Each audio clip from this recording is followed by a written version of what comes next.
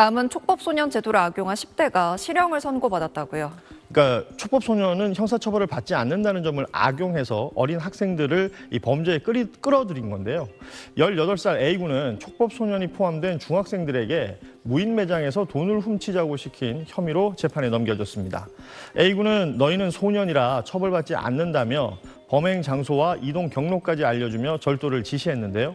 이들은 실제로 8차례에 걸쳐서 무인 매장에서 현금 약 250만 원 상당을 훔친 것으로 조사됐습니다.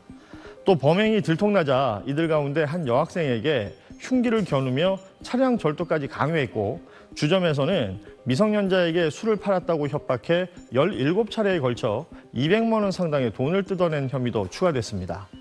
A군은 절도와 폭력 혐의 등으로 장기 소년원 송치 처분을 받아 1년 가까이 수용 생활을 했지만 임시 퇴원한 지 6개월 만에 다시 범행을 저지른 것으로 조사됐습니다.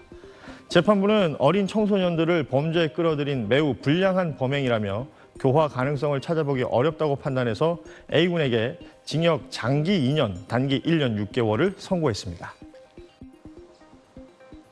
인천의 한 중학교에서 같은 반 여학생의 얼굴을 찔러 다치게 한 중학생이 가정법원에 넘겨진 사실이 뒤늦게 알려졌습니다. 인천 연수경찰서는 특수상해 혐의로 중학생 A군을 불구속 입건해 가정법원 소년부로 송치했다고 밝혔습니다. A군은 지난해 12월 2일 인천의 한 중학교에서 연필을 쥔 손으로 같은 반 여학생의 얼굴을 찌르고 폭행해 상해를 입힌 혐의를 받습니다. 이 여학생은 눈과 볼 등에 입은 부상으로 전치 4주의 진단을 받고 수술을 받은 걸로 알려졌습니다. 피해자 측의 신고로 경찰은 수사에 착수했지만 A군을 조사한 뒤 곧바로 가정법원으로 송치했습니다. A군이 만 10살 이상에서 14살 미만의 촉법 소년에 해당하기 때문에 범죄를 저지르면 형사처벌을 받는 대신 가정법원 소년부로 송치돼 소년보호재판을 받기 때문입니다.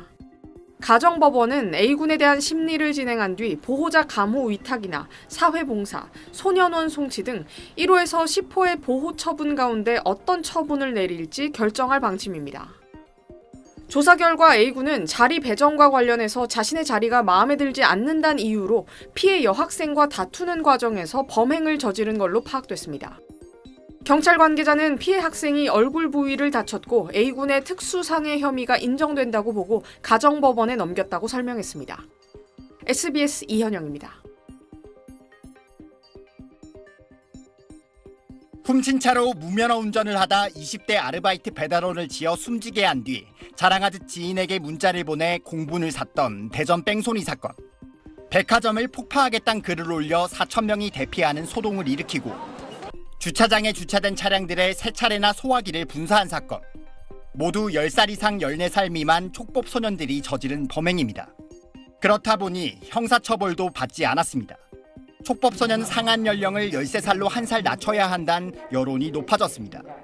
압도적 다수의 국민들이 1살은 최소한 낮춰야 되지 않냐 이런 의견이 있는 것 같아요. 2달 정도 그러면 후에 우리 결론을 내기로 하고 정부는 사회적 대화 협의체를 꾸렸고 17명의 위원이 오늘 마지막 회의를 가졌습니다.